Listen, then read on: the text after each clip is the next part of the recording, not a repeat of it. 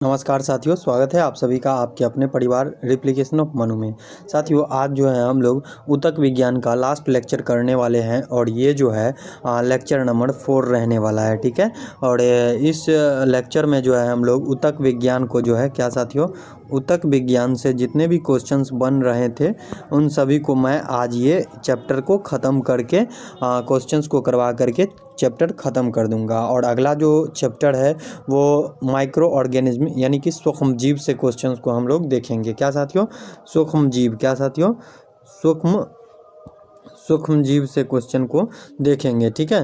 तो इस तरीके से जो है यहाँ पे हम लोग देखेंगे और क्वेश्चन की शुरुआत करते हैं। सबसे पहला यहाँ पे सिलेबस है तो इससे आप लोग रूबरू ही हैं।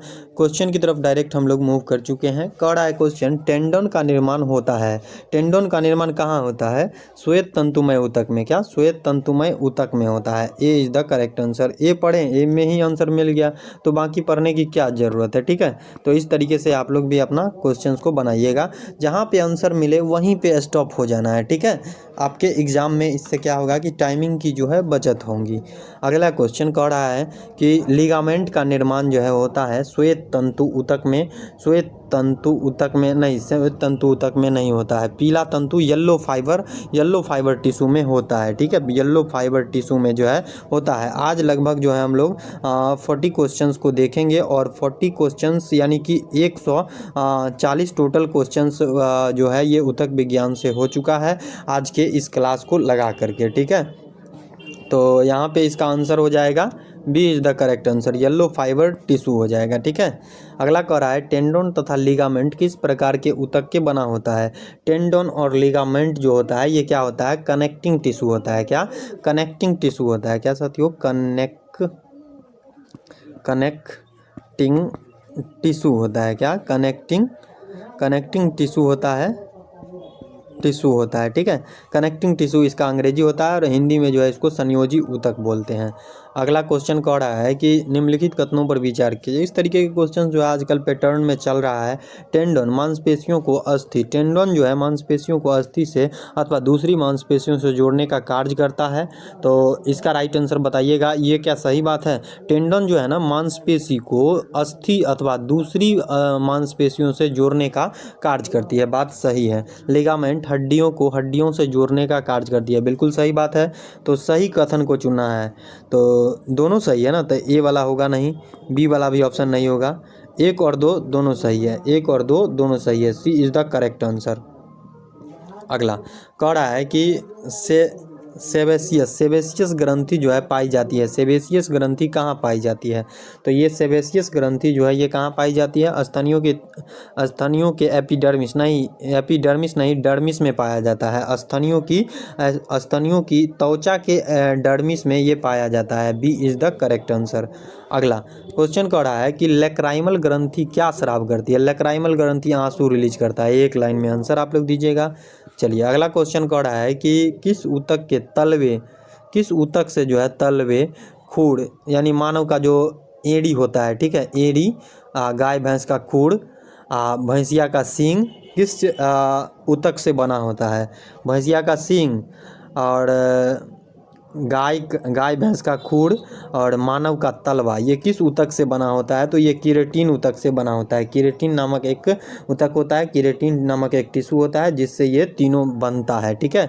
उसमें असंवेदनशील होता है, कुछ हद तक असंवेदनशील होता है। उसमें नर्वस सिस्टम काम नहीं करता है, कुछ हद तक काम नहीं करता है। ठीक है। बाकी कार्य करते हैं। ऑस्ट्रियोब्लास्ट नामक कोशिका उपस्थित रहती है। कहाँ? अस्थि में, उपास्थि में, रुधिर में, एपिथेलियम में। तो ऑस्ट्रियोब्लास्ट ऊतक जो है ये बोन में स्थित रहता है। क्या? बोन में स्थित रहता है यानी अस्थि में उपस्थित रहता है। अगला क्वेश्चन कह रहा है कि कॉन्ड्रियोब्लास्ट नामक कोशिका पाई जाती है वो अस्थि यानी बोन में, उपास्थि में, ब्लड में, एपिथेलियम टिश्यू में। कॉन्ड्रियोब्लास्ट नामक जो सेल है वो कहाँ पाया जाता है? तो ये पाया जाता है उपास्थि में। उपास्थि में पाया जाता है। कॉन्ड्रियोब्लास्ट नामक सेल जो है ये उपास्थि में पाई जाती है। अगला मस्ट कोशिकाएं पाई जाती है। मस्ट कोशिकाएं जो है ये कहाँ पाई जाती है? कनेक्टिंग टिश्यू में पाई जाती है। मस्ट कोशिका जो है ये कनेक्टिंग टिश्यू में पाई जाती है। ठीक है। अगला कह रहा है कि एडियोलर ऊतक में पाए जाने वाले निम्नलिखित कोशिकाओं में कौन रुधिर वाहिनियों यानी ब्लड वेसल्स को फैलाने के लिए प्रोटीन हिस्टामिन रिलीज करता है? एडियोलर ऊतक में पाए जाने वाले निम्नलिखित कोशिकाओं में कौन जो है रुधिर वाहिनियों को फैलाने के लिए प्रोटीन जो हिस्टामिन होता है उसे रिलीज करता है?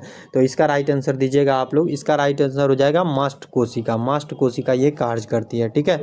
रक्त वाहिनियों को फैलाने का कार्य जो है मास्ट कोशिका करता है, और ये क्या है, एक तरह का प्रोटीन है। क्या साथियों, प्रोटीन है। ओके, चलिए अगला क्वेश्चन कह रहा है कि निम्नलिखित में से कौन जो है प्लीहा यकृत अस्थि मज्जा में पाया जाता है? प्लीहा यकृत और अस्थि मज्जा में पाया जाता है, तो ये पाया जाता है जालवत संयोजी ऊतक, जालिकावत संयोजी ऊतक यानी कि जालिकावत कनेक्टिंग टिश्यू पाई जाती है, ठीक है। C is the correct answer. अगला क्वेश्चन आ चुका है। अगला कह रहा है मनुष्य की त्वचा सबसे मोटी होती है, कहाँ पर मोटी होती है? सबसे मोटी पिछले वाला क्वेश्चन में देखे होंगे आप लोग, सबसे मोटा तलवा में, ईंड़ी जो होता है वहाँ पे सबसे मोटा रहता है चमड़ी, ठीक है। तो अगला क्वेश्चन आ चुका है। मनुष्य की त्वचा सबसे पतली होती है, सबसे पतली कहाँ पे होती है? आँख की पलक की जो त्वचा होती है वो सबसे पतली होती है। सबसे मोटी मानव का एड़ी होता है, ठीक है। एड़ी यानी कि तलवा होता है, ठीक है। अगला वृद्धावस्था में क्या कह रहा है? वृद्धावस्था में त्वचा यहाँ पे थोड़ा ये है, सट गया है। वृद्धावस्था में त्वचा में झुर्रियाँ पड़ जाती है, इसका कारण क्या है? इसका कारण है चमड़ा में फैटी टिश्यू जो होता है, वसामय ऊतक जो होता है उसकी कमी हो जाती है, जिसके कारण जो है वृद्धावस्था में क्या होता है, चमड़ा जो है, चेहरा जो है झुर्रियों में बदल जाता है। ये जो है वसामय ऊतक के कारण होता है, ठीक है, फैटी टिश्यू के कारण होता है। C is the correct answer direct में। चलिए अगला क्वेश्चन कह रहा है कि नाभि रज्जु जो है, अम्लिकन कॉर्ड जो माँ को बच्चे से जोड़े रखने की कार्य करती है, वो क्या है? वो भ्रूणीय संयोजी ऊतक है। क्या?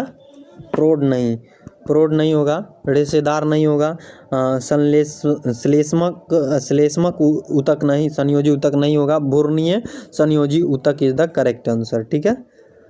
ये माँ को बच्चे से जोड़े रखने का कार्य करती है और बच्चे के द्वारा उत्सर्जित पदार्थों को माँ के पास पहुँचाने का ये कार्य करती है, और माँ से ही भोजन पानी अम्लिकन कॉर्ड के माध्यम से ही जाता है, ठीक है। तो अगला क्वेश्चन कह रहा है कि हैवर्सियन तंत्र पाया जाता है, ये किस में पाया जाता है? हैवर्सियन तंत्र जो है ये किस में पाया जाता है? तो ये स्तनधारियों की अस्थियों यानी बोन्स में पाई जाती है। ओके, अगला क्वेश्चन अगला कह रहा है कि हिस्टामिन एक प्रकार का प्रोटीन है, ठीक है, एक प्रकार का प्रोटीन है हिस्टामिन, जो भाग लेती है, किस काम में भाग लेती है? तो हिस्टामिन एक प्रकार का क्या है, प्रोटीन है, और ये क्या करता है, एलर्जी की प्रतिक्रिया में मदद करता, भाग लेता है, ठीक है।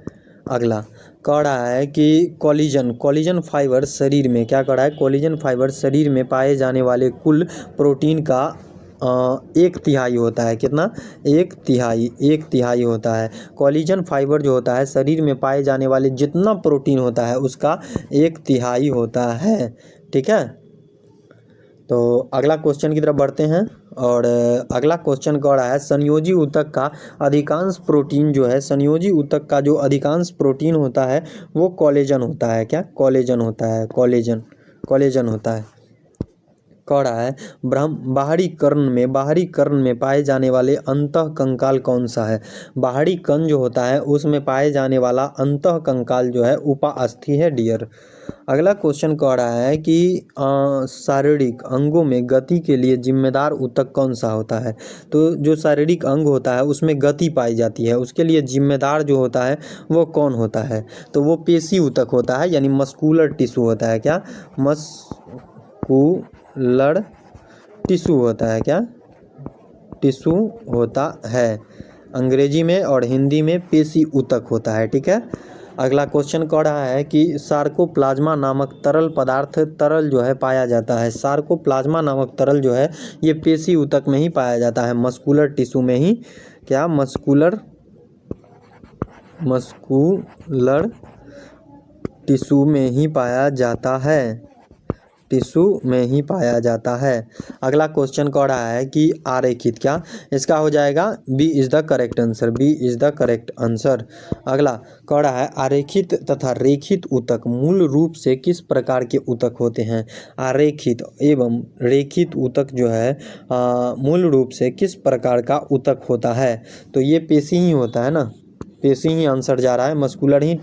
तीनों क्वेश्चन का आंसर जो है पेशी ऊतक हो गया है। आगे देखते हैं अभी, चलिए अगला कह रहा है नेत्र के आइरिस में पाए जाने वाला ऊतक जो है कौन है। नेत्र के आइरिस में पाए जाने वाला ऊतक जो है आरेखित ऊतक, आरेखित पेशी है, आरेखित पेशी है। B is the correct answer.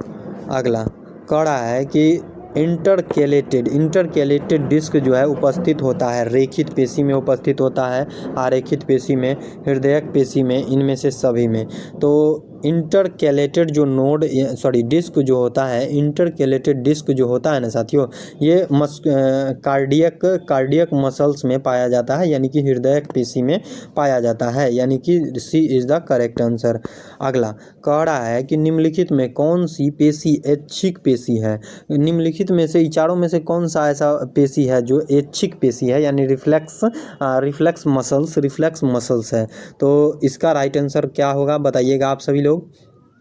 तो इसका राइट आंसर होगा रेखित पेशी। क्या रेखित पेशी जो है ये एक तरह का ऐच्छिक पेशी है, ठीक है। अगला क्वेश्चन की तरफ बढ़ चुके हैं और अगला क्वेश्चन कह रहा है आरनाल के एक भाग से दूसरे भाग में भोजन का प्रवाह किस पेशी के संकुचन एवं प्रसार यानी कॉन्ट्रैक्शन के कारण होता है। रेखित पेशी, आरेखित पेशी, हृदयक पेशी, इनमें से सभी। तो बताइएगा इसका राइट आंसर क्या हो जाएगा। तो इसका जो राइट आंसर हो जाएगा आरेखित पेशी के कारण संकुचन एवं प्रसार होते रहता है, ठीक है। आहारनाल के एक भाग से दूसरे भाग में भोजन का प्रवाह किस पेशी के संकुचन एवं प्रसार के कारण होता है, तो ये आरेखित पेशी इज द करेक्ट आंसर। अगला कह रहा है कि मायोफाइब्रिल नामक रचना किस ऊतक में पाई जाती है। मायोफाइब्रिल नामक एक रचना है जो किस ऊतक में पाई जाती है, ये आपसे क्वेश्चन कह रहा है। तो ये पेशी ऊतक में पाई जाती है, मस्कुलर टिश्यू में पाई जाती है। अगला क्वेश्चन कह रहा है निम्नलिखित में से किस पेशी में थकान उत्पन्न नहीं होता है। अगर थकान उत्पन्न हुआ तो आदमी जिंदा नहीं रहेगा, तो कौन हो जाएगा, कार्डियक पेशी। कार्डियक पेशी माने कि कार्डियक मसल्स, आधा अंग्रेजी है और आधा हिंदी है, ठीक है। तो बच्चे को कंफ्यूज करने के लिए ऐसा किया गया है। बाकी इसका हृदयक पेशी आंसर हो जाएगा हिंदी में, और अंग्रेजी में जो है कार्डियक मसल्स हो जाएगा। अगला कह रहा है कि शरीर के कुल भार का लगभग 50% भार जो है होता है। 50% भार कौन होता है। रेखित पेशी का जो है शरीर के कुल भार का 50% भार जो है रेखित पेशी का होता है, लाइनर मसल्स का होता है, लीनियर मसल्स का होता है। अगला क्वेश्चन की तरफ बढ़ चुके हैं हम लोग। कह रहा है संवेदना, क्या कह रहा है, संवेदना का चालन शरीर के एक भाग से दूसरे भाग में होता है, किसके द्वारा होता है। तो ये हो जाएगा, एक ही लाइन में आप लोग आंसर टिक कर रहे हैं, तंत्रिका ऊतक, न्यूरॉन टिश्यू से। संवेदना यानी कि जो इम्पल्स है उसको शरीर के एक भाग से दूसरे भाग में भेजने का कार्य जो है तंत्रिका ऊतक करता है, यानी नर्वस टिश्यू करता है। और अगला क्वेश्चन कह रहा है तंत्रिका ऊतक की इकाई को क्या कहते हैं। ये तो एकदम बउआ वाला क्वेश्चन है, न्यूरॉन कहते हैं। क्या, न्यूरॉन कहते हैं। तंत्रिका ऊतक की इकाई को न्यूरॉन कहते हैं, एक लाइन में। तंत्रिका ऊतक की इकाई को न्यूरॉन कहते हैं, वही रिपीट है। मनुष्य के शरीर में सबसे लंबी कोशिका होती है। मनुष्य के शरीर में जो सबसे लंबी कोशिका होती है तंत्रिका कोशिका होती है, न्यूरॉन सेल होता है। ये सब चीज़ तो आप 9th में पढ़े होंगे। अगला कह रहा है कि जन्म के बाद मानव के किस ऊतक में कोई कोशिका विभाजन नहीं होता है। तो ये हो जाएगा, बताइए आप लोग। अगर विभाजन हुआ तो आदमी मर जाएगा। अगर डिवीजन रुक भी, मतलब कि जो वर्ग है उसका अगर रुक गया तो वो भी आदमी, उससे भी आदमी मर जाएगा। जन्म के बाद मानव के किस ऊतक में कोई कोशिका विभाजन यानी कोई सेल डिवीजन जो है नहीं होता है। तो ये नहीं होता है तंत्रिका में। तंत्रिका ऊतक जो होता है इसमें किसी भी तरह का विभाजन जो है जन्म के बाद नहीं होता है। जन्म से पहले माँ के पेट में हो सकता है, लेकिन जन्म के बाद जो है इसमें किसी प्रकार का सेल डिवीजन जो है देखने को नहीं मिलती है। है। अगला कह रहा है कि न्यूरॉन के टेंड्रॉन से निकलने वाली पतली पतली शाखाएं क्या कहलाती है। न्यूरॉन के टेंड्रॉन से निकलने वाली जो पतली पतली शाखा होती है उसे जो है हम लोग उसे क्या कहते हैं, उसे हम लोग डेंड्राइट्स कहते हैं। डेंड्राइट्स कहते हैं, क्या डेंड्राइट्स कहते हैं, यानी सी इज़ द करेक्ट आंसर। अगला कह रहा है कि रेनवियर का नोड, रेनवियर का होगा, यहाँ पे का लगेगा, रेनवियर का नोड कहाँ पाई जाती है। रेनवियर का नोड जो है ये कहाँ पाई जाती है, तो ये तंत्रिका में पाई जाती है, यानी न्यूरॉन में पाई जाती है। तंत्रिका यानी न्यूरॉन में पाई जाती है, सी इज़ द करेक्ट आंसर। अगला कह रहा है कि दो न्यूरॉन के जोड़ को क्या कहते हैं। दो न्यूरॉन है उसको जोड़ा गया है तो उसको सिनेप्स कहते हैं। क्या सिनेप्स कहते हैं, सिनेप्स, सिनेप्स कहते हैं। क्या कहते हैं, सिनेप्स कहते हैं। दो न्यूरॉन के बीच के जो जोड़ होता है उसे सिनेप्स कहते हैं। जो जोड़ होता है उसे सिनेप्स कहते हैं। अगला कह रहा है न्यूरॉन कोशिका के में संवेदना का संचार कैसे होता है। न्यूरॉन कोशिका जो होता है उसमें संवेदना का संचार जो है ये एक न्यूरॉन के एक्सॉन से दूसरे न्यूरॉन के डेंड्राइट्स में होता है, यानी A is the correct answer. और आज के ये क्लास का सबसे लास्ट क्वेश्चन और आज के ये चैप्टर स्टडी ऑफ टिश्यू का यानी हिस्टोलॉजी का ये लास्ट क्वेश्चन है। बायोप्सी जो है ये मेडिकल से रिलेटेड है। बायोप्सी जो है संबंधित है। बायोप्सी जो है मृत्यु का कारण जानने के लिए शव विच्छेदन से इसका संबंध है। मनुष्य अगर कोई व्यक्ति की मृत्यु हो जाती है तो उसका मांस काट करके भेजा जाता है लैब्स में और वहाँ पे जो है उसका बायोप्सी किया जाता है और उसमें ये देखा जाता है कि व्यक्ति को जो है कैंसर, किसी STDs वगैरह तो नहीं था ना। ये सब बीमारियों का पता जो है बायोप्सी में लगाया जाता है।